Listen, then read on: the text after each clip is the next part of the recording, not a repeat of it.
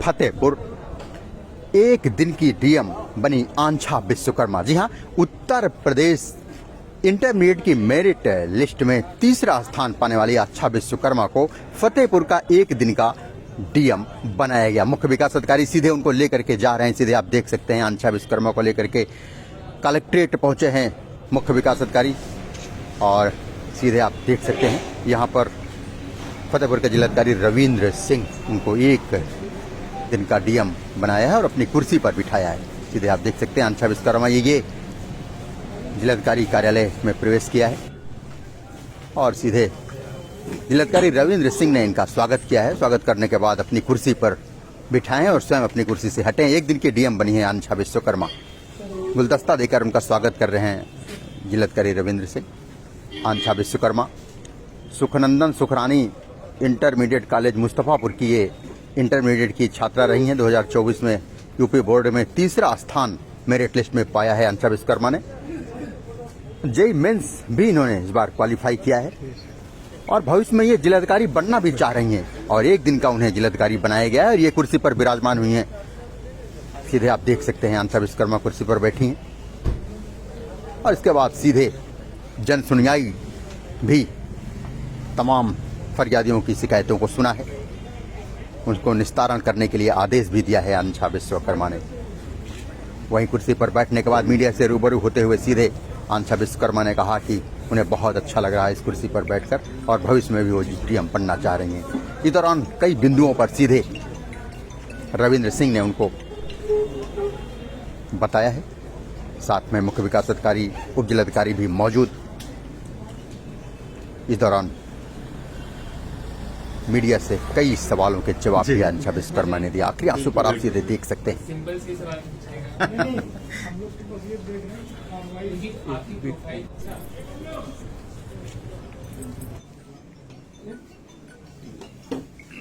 जन सुनवाई वालों अलग अलग विभाग जितने भी होते हैं सरकारी विभाग, वो अपनी अपनी सर्विसेज प्रोवाइड कराते हैं लोगों को। उन सर्विसेज के संबंध में कई बार लोगों की शिकायतें भी होती हैं या फिर समय से उनको वो अपनी बातें कोई सेट नहीं है कि जो दिन का पहले 2 घंटे होते हैं 10 से 12, उसमें सभी लोग। इस दौरान फतेहपुर के जिलाधिकारी रविंद्र सिंह कई बिंदुओं पर सीधे एक दिन के जिलाधिकारी आंछा विश्वकर्मा से बात किया। कई बिंदुओं पर मुख्य विकास अधिकारी भी मौजूद हैं। सीधे आप आखिरी आंसू पर देख सकते हैं लगातार चर्चा करते हुए। या फिर वो एलिजिबल थे बट सैंक्शन फॉर्मेलिटी या फिर सैंक्शन भी हो गया है बट बजट आने के बाद में अगले 10-15 दिन में उनका जो बेनिफिट है वो ट्रांसफर होगा। आजकल तो डायरेक्ट बेनिफिट ट्रांसफर होता है और सीधा उनके अकाउंट में आता सब आधार है। तो ये सब बातें हम उन्हें बता देते हैं। अगर कहीं पे रुका हुआ था अकाउंट तो उसको आगे बढ़ा देते हैं। कई बार लोग अपनी आपस की इश्यूज जो होता है उसको लेकर भी आते हैं। जैसे रेवेन्यू का जो एग्रीकल्चरल लैंड है उससे रिलेटेड डिस्प्यूट्स होते हैं कि उसने फलाना व्यक्ति ने हमारी ज़मीन पर कब्जा कर लिया या फिर जो हमारी बाउंड्री है उसको दोबारा फिक्स कराने की ज़रूरत है खेत की। इस तरह के इश्यूज आते हैं।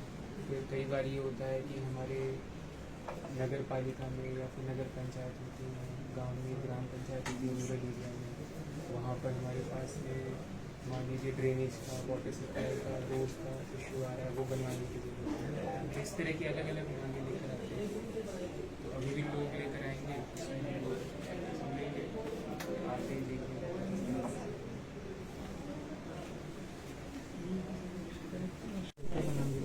ऑनलाइन आवेदन करने के बाद समस्त दस्तावेज पूरे करके तहसील कार्यालय में जमा करवाती है। 8 अगस्त का आवेदन है, अभी तक उसमें कोई निस्तारण नहीं किया। इसके बाद मैंने ऑनलाइन शिकायत 26 सितंबर को कैंसिल किया, उसका भी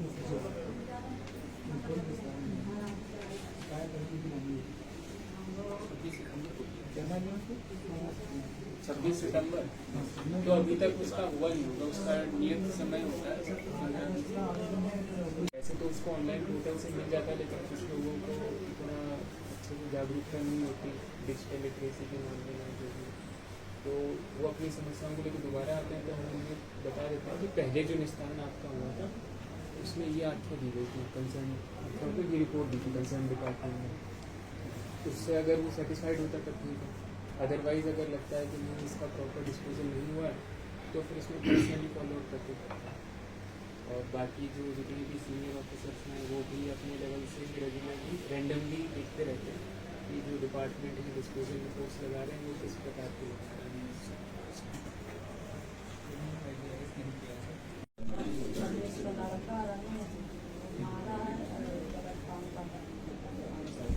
कौन मार रहा है?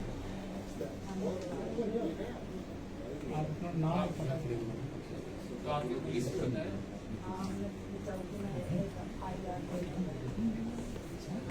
एप्लीकेशन दे दी? कब दी?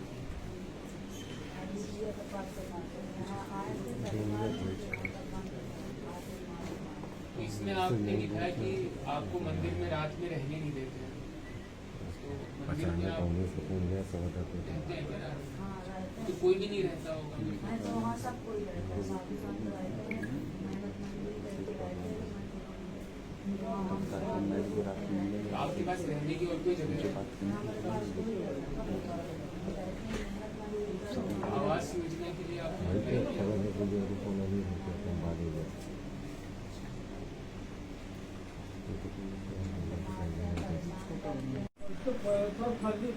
तो पहले प्रथा प्रक्रिया थे, इसको फर्जी रिपोर्ट लगा के भुगतान करना रोका गया इधर। अगर लिखा तो इसमें कुछ और है। आपने ये धातु पट्टा निरस्तीकरण की बात कर रहे हैं। हाँ सर, ये अलग शिकायत है या वही वही शिकायत है। महसूस हो रहा है? मुझे बहुत अच्छा लग रहा है और ये मेरे लिए बहुत ही गर्व की बात है। क्या करना चाहती हैं आगे? सर मैं आगे चल के एक IAS ऑफिसर बनना चाहती हूँ। आज एक दिन की आप DM बनी हैं, क्या प्राथमिकताएं रहेंगी अगर आगे आपको मौका मिलता है? सर इसके लिए प्राथमिकताएं तो यही रहेंगी कि मैं लोगों के लिए उपलब्ध रहूं और उनकी समस्याओं का समाधान कर सकूं। आगे क्या करना चाहती हैं? आगे मैं IAS बनना चाहती हूँ। तैयारी कर रही हैं? Yes sir. पिताजी क्या करते हैं? पिताजी मेरे मजदूर हैं। मजदूरी करते हैं? Yes sir. कितने भाई बहन हैं आपके? 3 बहन 1 भाई। किस स्कूल में पढ़ती थी? मैं सुखनंदन सुखरानी इंटर कॉलेज में पढ़ती थी और अभी 12th पास आउट हुई। क्या रैंक थी? मेरी 12th में UP मेरिट में मेरी 3री रैंक थी। आपको पता है मिशन शक्ति के तहत महिलाओं को अवेयर किया जा रहा है, जागरूक किया जा रहा है। Yes. महिलाओं के लिए क्या संदेश देना चाहती हैं आज के दिन? महिलाओं के लिए मैं ये संदेश देना चाहूँगी कि वो अपनी शिक्षा की ओर अग्रसर रहें और शिक्षित बने, जिससे कि हमारा मतलब विकास की दर बढ़ सकती है उससे। ठीक है। क्या है छात्रा, क्या अब तक क्या कुछ इनसे जन सुनवाई की कराई गई है? जैसा कि आपने बताया, मिशन शक्ति फेज 5 के अंतर्गत एक वृहद कैंपेन चल रहा है जिसमें सभी विभागों के द्वारा अपने अपने विभागीय योजनाओं और कार्यों से संबंधित कार्य किए जा रहे हैं, जिससे कि हमारे प्रदेश के अलग अलग जनपदों में जो भी महिलाएं हैं उन तक सरकार की योजनाओं का लाभ पहुंचाने के लिए, उनको जागरूक और सशक्त करने के लिए सब लोग मिलकर प्रयास कर रहे हैं। उसी के संदर्भ में आज एक दिन की सांकेतिक रूप से जिलाधिकारी के रूप में भी हमारे जनपद की एक होनहार छात्रा को यहाँ पर बैठाया गया है, जो एक दिन की जिलाधिकारी बनी है, जो आपने भी देखा। उसी के तहत एक महत्वपूर्ण जिम्मेदारी ये रहती है कि जो भी लोग अपनी समस्याओं को लेकर आ रहे हैं उनकी समस्याओं का निस्तारण कराया जाए, योजनाओं का लाभ उन तक त्वरित रूप से पहुंचाया जाए। उसी के क्रम में लोगों के द्वारा आज आपके समक्ष भी अपनी शिकायतें प्रस्तुत की गई। आपने फिर उनको सुना अच्छे से और उनके निस्तारण के भी आदेश दिए गए। और इसके अतिरिक्त हम अलग अलग जो भी हमारे कार्य होते हैं प्रशासन के अंतर्गत, उसके बारे में भी आपको बताएंगे।